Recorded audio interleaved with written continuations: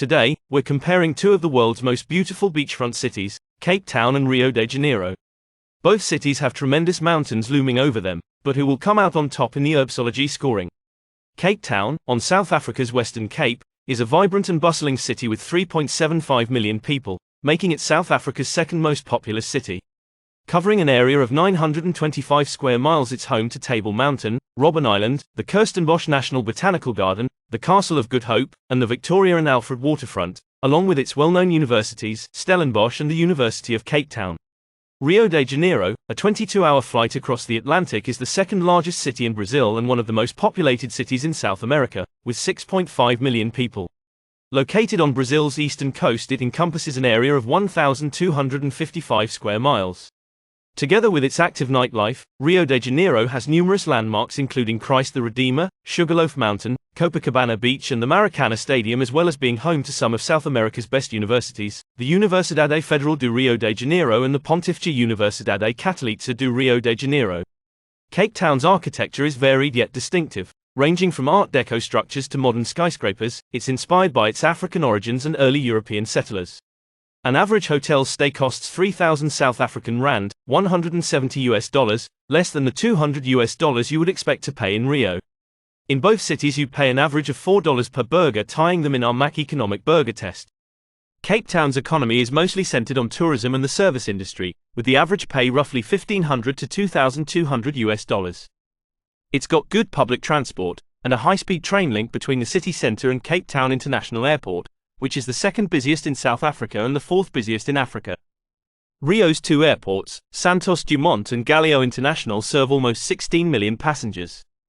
As one of Brazil's most significant cities, infrastructure is critical to its economic success.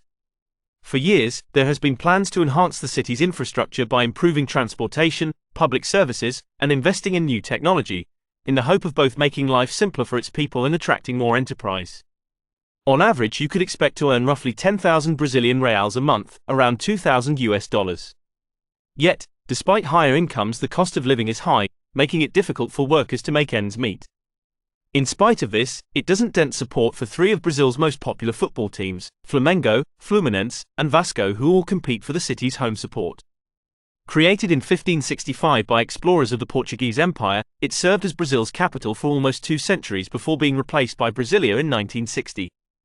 Yet, due to its numerous renowned sites and activities, Rio is still one of Latin America's most visited locations. Cape Town is the oldest city in South Africa. Table Mountain and Devil's Peak are two of its most recognizable features, lying on opposing sides of the city, separated by the Sea Point Valley. The Dutch settlers were the first to document Table Mountain in the 17th century, dubbing it Das Table, because of its resemblance to an inverted table. So, how will these two fantastic cities fare?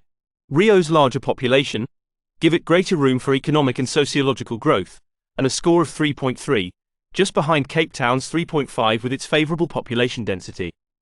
Cape Town arguably has one of the most stunning backdrops in the world, which warrants its 3.6 recreation score. But Rio slightly edges it due to its carnival atmosphere and sporting teams with 3.8. Cape Town's solid infrastructure give it a 2.8, ahead of Rio's 2.6, and Cape Town earns a solid 3.2 for economics, slightly ahead of Rio's 3.0. Meaning that Cape Town has just pipped it with 13.1 to 12.7. If you liked this episode of Herbstology, please subscribe so you don't miss our next episode, or consider donating to our Patreon through the link below. Thank you for tuning in, and we'll see you next time.